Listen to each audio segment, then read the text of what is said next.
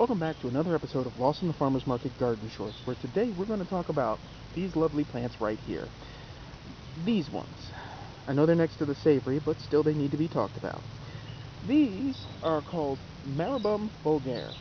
Common name, whorehound. She's a whore, Norman, a whore. You know, I was waiting to say that one the whole, every episode. When are we getting to the whorehound? We need to talk about the whore. Well, anyway, it's spelled differently. Calm down. Whorehound is in the mint family, Lamiaceae, and the scientific name Maribum is actually from Hebrew, not botanical Latin, and it comes from two words, mar, M-A-R, meaning bitter, and rob, R-O-B, meaning much. What's interesting about that is that it means it's very bitter. Well, that's an accurate statement. If you've ever tasted raw whorehound, it's pretty rough, which is why we do things to it when we prepare it in tinctures and concoctions and cough syrups.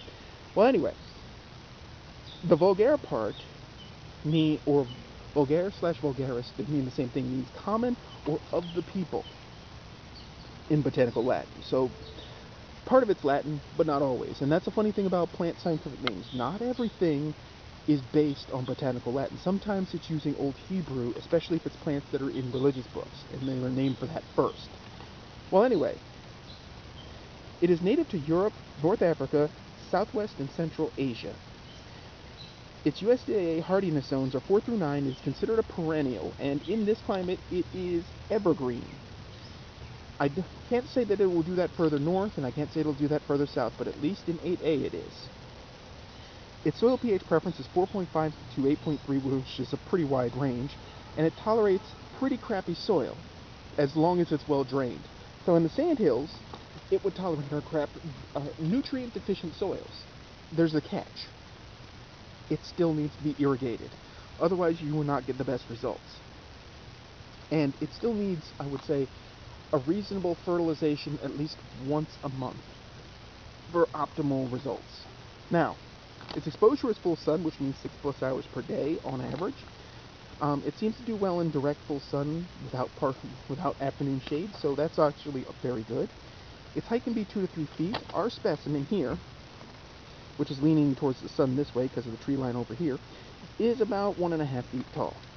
Its width will be 1 to 1.5, which you can see it's on its way to being, which is good. Now here's some facts.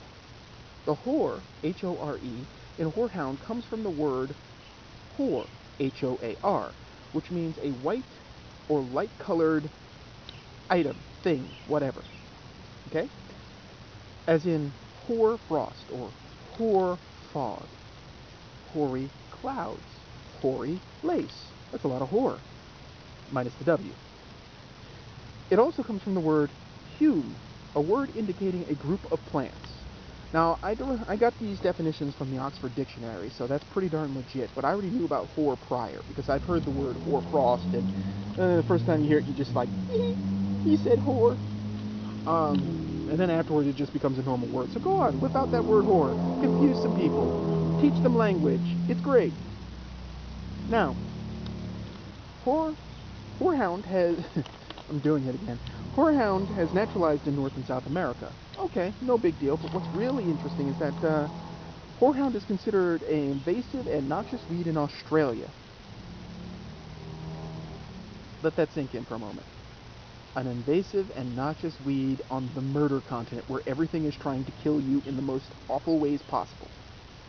The place that has trapdoor spiders, multiple types of snakes that will kill the hell out of you, kangaroos that will try to drown you, and they're concerned about whorehound. Whorehound is turbo-aggressive, too aggressive for the Australians.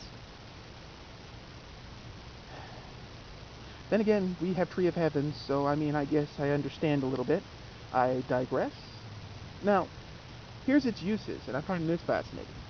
It is used as a natural grasshopper repellent. Something in the leaves and the foliage and the essential oils makes them go, ugh, yuck, no. So that may mean that it could be a locust repellent, since biologically locusts and grasshoppers aren't that far apart. Who knows? I didn't find any literature on that, but it dawned on me that nobody's exactly sure what causes grasshoppers to turn into locusts. What causes it, because it's a minor mutation of some sort. But maybe that's how they'll deal with it in the future. Additionally, livestock do not like whorehound. They will eat every plant around it and duck the horehound, which is fascinating. I mean, they're just like, ew, bitter. I mean, so for those of you who have animals, maybe you can surround your garden with horehound and keep them out that way. Who knows? Just a thought, or put it up against the fence that's surrounding it so they'll leave your garden alone. As far as I know, even deer won't touch it, which is kind of fascinating. Now, onto the medicinal uses and folk remedies. Horehound is commonly seen in the southeast in the form of cough drops, which are basically a sweetened version that's got gelatin and other stuff, and they're a hard candy and you let it dissolve in the mouth, and it's got a... I would liken the flavor to what happens when root beer meets menthol. It's not for everyone. It took me a while to really accept the taste, but you know what? I don't know if it works on coughs or not, but okay. Now, apparently it has the usual trifecta of, and that's me rolling up the script, the usual trifecta of advantages for a mint family member. You know, it's antiseptic, it gets rid of bacteria, it helps cleanse the throat, it reduces phlegm and sore throat and things like that. And if it's a natural compound and you're taking a cough drop, I mean, unless you overdose somehow, you really can't go wrong. As far as a plant goes, it's not a bad looking plant. It's got a sort of grayish look. In the winter, it does look more hoary. Terrible. I mentally pictured like a horehound plant just going, hey, basil, and then pulling up a root. Anyway, my dark humor, my sick dark humor just flared its ugly head. But anyway, now in the test garden, again, I found that it'll grow in the sandy, crappy soil, but it prefers something better, like anything else. If you can enrich that soil with compost, either it be compost from the bin or animal compost, composted cow manure, chicken manure compost, something like that, excellent. Regular water is key. Even though it can take crap soil and survive in the wilderness, it's not going to shine without help. And that's the trick. This bed here gets watered almost every other day. And a light watering, while I'm doing the bird bath. Flushing the bird bath out so that mosquitoes don't do the do, because the world needs less of those things. So, I mean, it's fairly easy to deal with. I'm trying to get them to a size where I can start harvesting, even though I could take the tops off of these.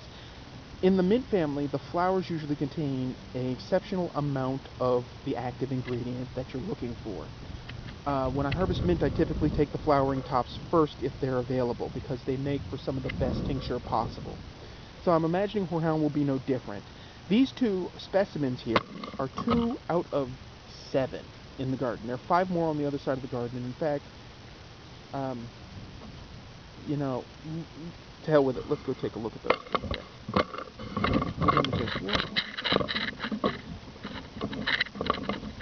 Don't mind the jiggle vision.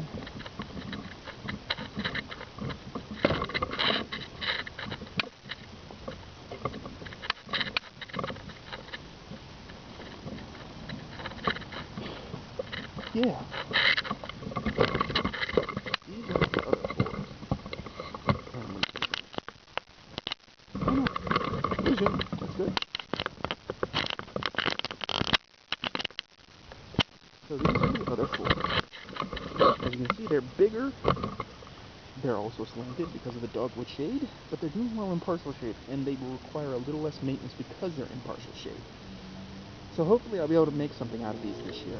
If you guys happen to have a good horehound recipe, go on and put it in the comments. I'd love to see that. And there's one other, nearly, it's down in here, and yes, I have the weed. So, that's horehound for you. If you folks have any thoughts, comments, suggestions, tricks, or tips for growing horehound, go ahead and put them in the comments. As always, if you like this video, like or subscribe. And as always, folks, thanks for watching and keep them growing.